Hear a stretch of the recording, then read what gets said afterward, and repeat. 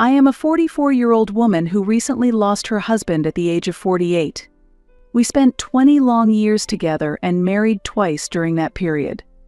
The first was 12 years ago, and then 5 years ago we remarried and began walking through life together again. A few weeks ago, it was discovered that he had cancer, and soon after, there was nothing we could do and he passed away. At first, I was shocked and it was very painful, but now I am able to calmly accept the fact. Time passed, and I have been able to slowly come to terms with it in my heart, cherishing the memories I had with him while looking forward to continuing my life. Even now, I miss his presence terribly, but I can no longer spend time with him. I am not sure if I will ever meet someone I can love as deeply as him. But now, I am a little relieved that he is resting peacefully. The last few months, especially, his condition seemed painful, so I am glad that he has finally been released from suffering. Last week, his funeral was finally concluded. While there was a feeling of relief in my heart, I also felt a deep sadness. Honestly, my relationship with my husband's parents was not very good. We hadn't spoken at all for the last 8 years. At one point, my husband decided to cut ties with his family and resolved never to speak to his parents again. There were many reasons for his decision. His parents only saw him as a source of money and showed no affection or consideration for him. Because they did not hide this, my husband chose to completely sever ties with them. Also, my husband had a younger sister named Cindy, who had long struggled with alcoholism, but it seemed that his parents cared more about her than him. Still, he did his best for his parents and sister. He was truly a family-oriented man, but when we started dating, my in-laws did not recognize his efforts and treated him coldly instead. I gradually began to understand how his family was treating him. I told my husband many times to value his own feelings more, but he always forgave his parents' attitude, saying, "I want to be kind because they're family." However, he started to change after we began dating, not just obeying his parents but clearly expressing his own opinions. I told him, "If your family treats you poorly, maybe they're not really the family you need." As our relationship continued, he grew increasingly dissatisfied with his parents, leading to conflicts between them. His parents were confused by his assertiveness and believed I was behind these changes, trying to pull him away from me. However, their schemes did not work, and instead, our bond grew stronger. My relationship with my in-laws was always confrontational, and honestly, it never went well. They consistently behaved terribly towards us, and each time our relationship deteriorated further. Given this background, I was genuinely surprised when Cindy and the in-laws showed up at the funeral. The last time we met, we had a big fight, and we parted on bad terms. Since then, there has been little contact between us, especially between the in-laws and us, and our relationship remained cold.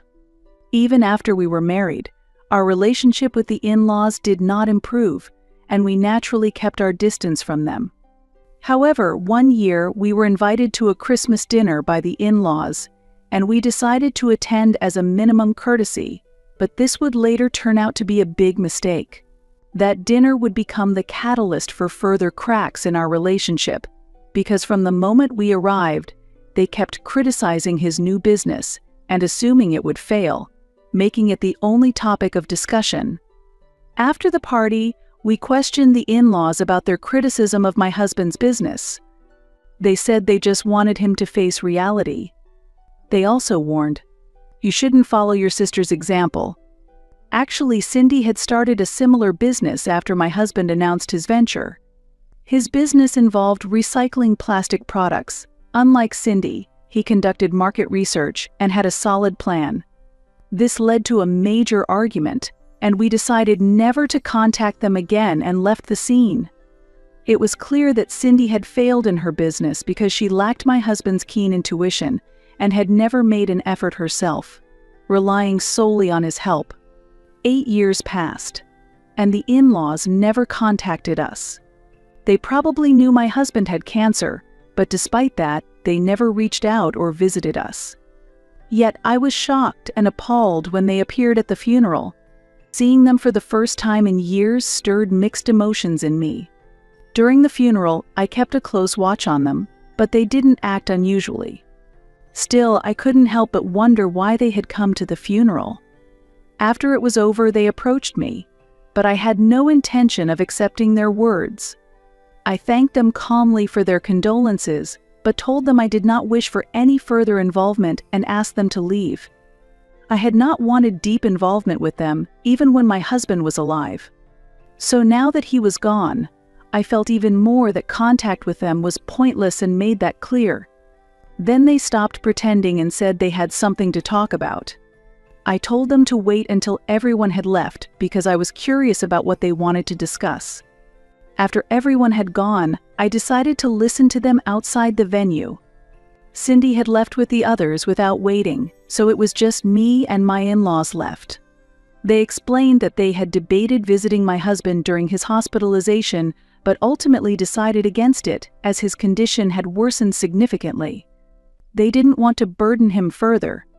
Their excuse seemed quite poor given that their son was dying, but I had no expectations from them. I firmly told them that no excuses were needed, and I just wanted them to get to the point.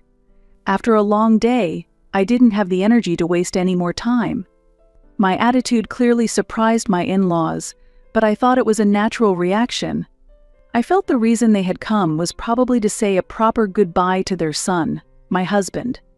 Additionally, I suspected that discussing my husband's inheritance was also one of their motives. It was already clear that I would be taking over his affairs, which everyone should understand by now.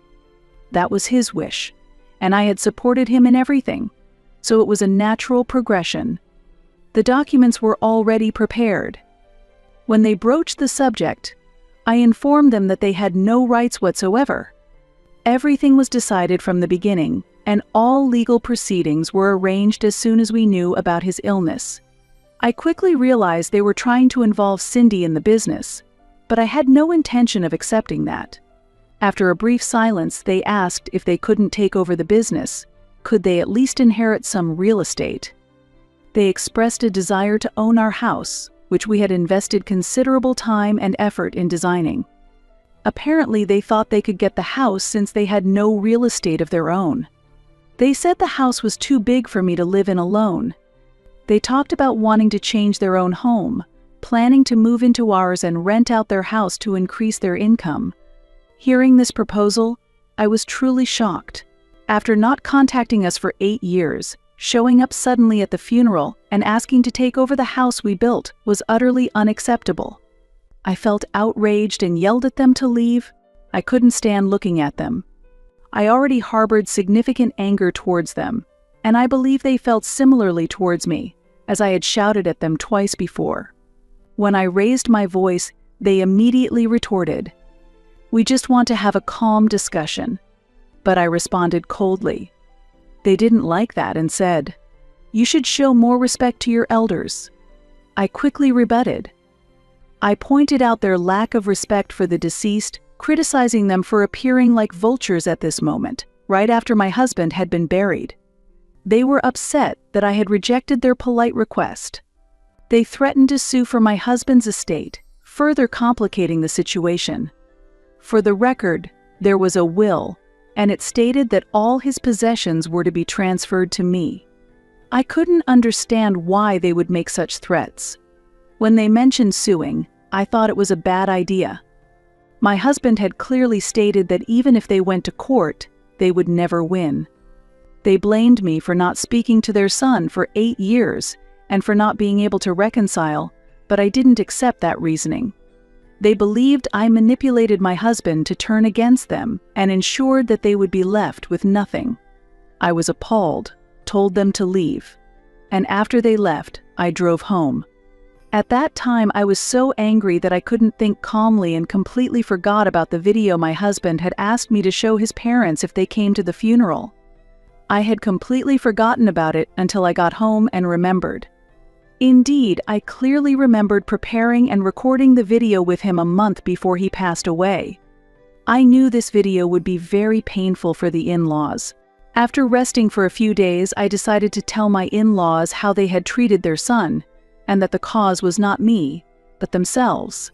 A few days after the funeral, I decided to contact them. However, since we were both refusing to communicate, I decided to drive directly to the in-laws' house to show them the video. They were surprised I had come, but I approached calmly, informing them that my husband had left something for them, and I had come to show it.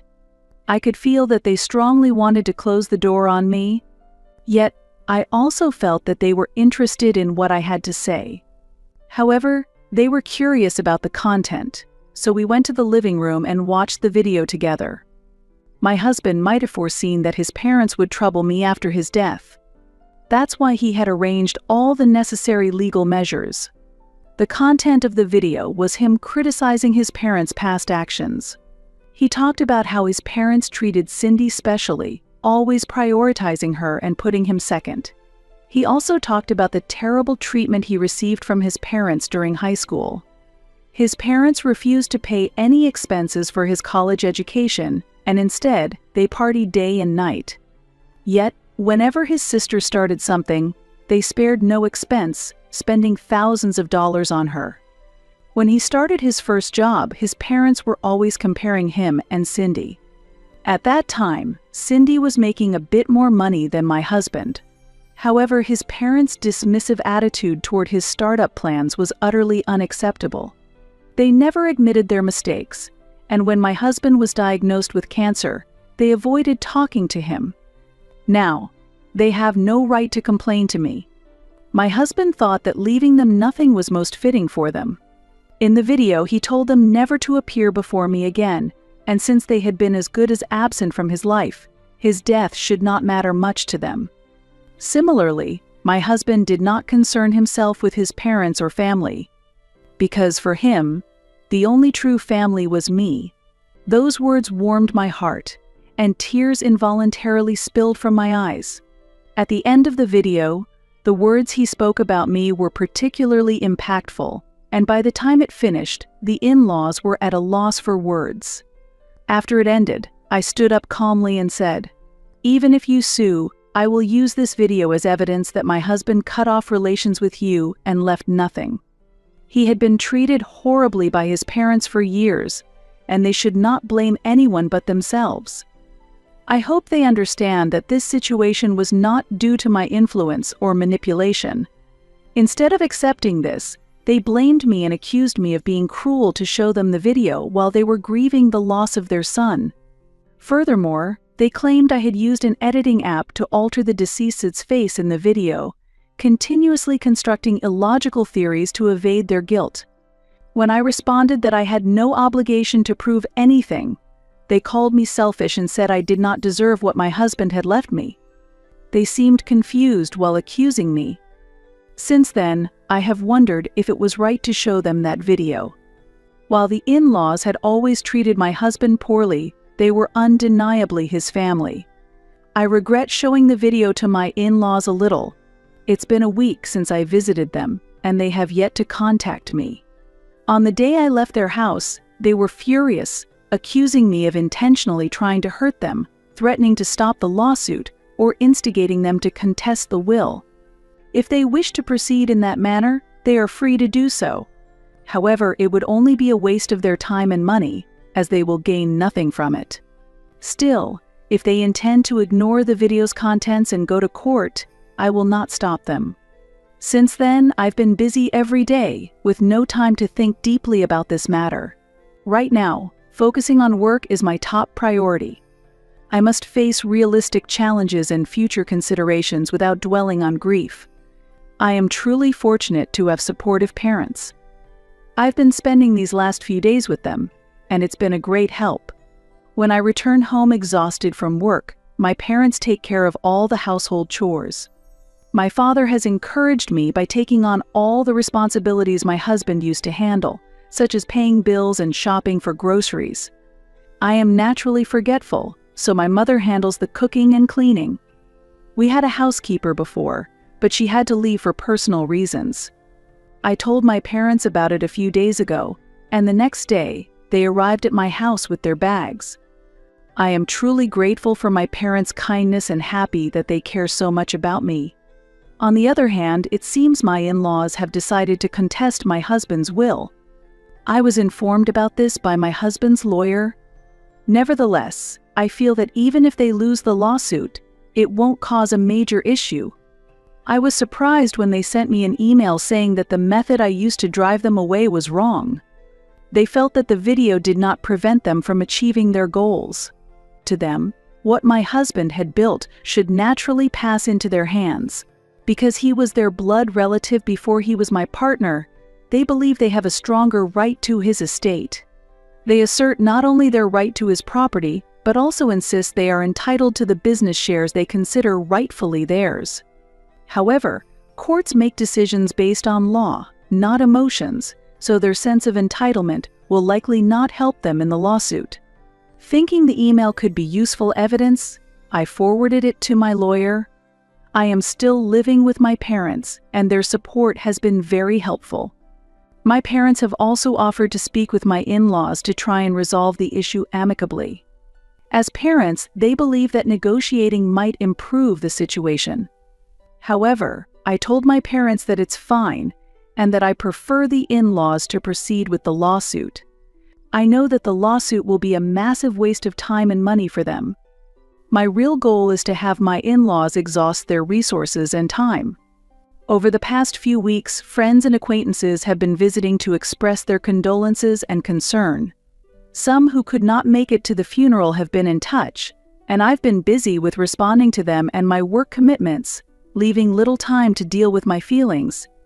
However, the other day when I went to my husband's office to retrieve some work-related documents, I was unexpectedly overwhelmed with tears. I missed my husband terribly.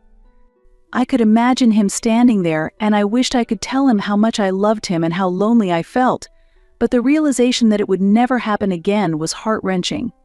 Now, my sole focus was to ensure our business thrives, keeping the sorrow to myself. I believe doing so honors my husband's memory. He dreamed of us succeeding in building a prosperous life together, and I am committed to fulfilling that dream. It has been about 2 weeks since the in-laws contested the will, but so far, there has been no significant progress. However, something unexpected happened yesterday. I received a message from Cindy. Honestly, I was surprised. Considering our limited interaction and what her parents are currently doing, it seemed odd for her to reach out. We aren't particularly close, nor do we usually exchange messages. I hadn't blocked her, so her message came through directly. The content was that she wanted to talk and asked if she could come to my house. Initially, I felt uneasy and thought about refusing and blocking her immediately, but then I decided to hear her out. I felt it was the right decision to have a proper conversation with Cindy, especially considering her effort to contact me, since it might be related to her parents in some way. Thus, I replied, inviting her to come over. My parents were home, so I wasn't particularly worried. When Cindy arrived, she was holding flowers and offered her condolences. She said she hadn't been able to express her grief at the funeral due to the chaos and wanted to let me know how deeply saddened she was by my husband's passing. Her words were very warm, and I was speechless because they were completely different from the selfish, noisy persona I had associated her with from family gatherings. She seemed to have changed significantly, having quit drinking several years ago, which was clearly evident in her demeanor. Then, she finally got to the main point and told me that her parents were trying to hurt me, and that it would be very unpleasant. The in-laws had concocted several lies that my husband had borrowed money from them to start his business, and they were planning to claim that my refusal to meet their demands was because I had to pay them back. Since there was no contract, the in-laws couldn't legally sue me, and instead, they were planning to post about this matter on social media. This plan was utterly foolish, and I couldn't understand why they thought it would work. However, thanks to Cindy informing me, I was able to prevent this in advance. Cindy apologized, explaining that she had been trying to become a better person over the last few years and had thought about reaching out to us several times. However, due to her past behavior towards her brother, she hadn't been able to muster the courage for many years. She regretted that it was too late now that her brother was gone. Suddenly, she started crying, and I didn't know how to respond, but my father quickly came to comfort her, made her tea, and helped her calm down. When she was leaving, calm again, I reassured her that everything would be all right, and that my husband would surely appreciate her efforts. She seemed a bit relieved by this. Even if it took her a long time to realize her mistakes, I believe my actions were not wrong. At least Cindy had regained her composure, something that the in-laws could not achieve. Honestly, I no longer hold any grudges towards her. I had thought the in-laws did not provide enough support to either of their children and favored Cindy, giving her special benefits. But in reality, they were just indulging her, and ultimately, neither child received any real love. I felt very sorry that both of them were so underprivileged. They deserved to have met better parents and lived a more loving life. I informed my lawyer about what Cindy had told me. Ultimately, we decided not to take any action immediately. We planned to wait for the in-laws to make their social media post, which we could then use in court later. I spoke with Cindy as well, and she said she would be willing to testify against her parents if it came to that, so everything was proceeding smoothly. Eventually, the in-laws did make the post on social media. I immediately sent them an email warning that I would take legal action for defamation if they did not remove the post. Although I was hoping they would leave it up, they quickly realized they were fighting a losing battle. Perhaps knowing that Cindy was on our side made them understand that they could not win. They removed the post quickly, but continued to claim that they had not given up on getting everything from me. I was getting quite tired of dealing with them, so I wished them luck and blocked their email address. This allows the in-laws to act however they please now. I sincerely wish them well because I feel they need it. With Cindy no longer on their side, they've become isolated. I plan to watch from afar how they manage to move past this incident.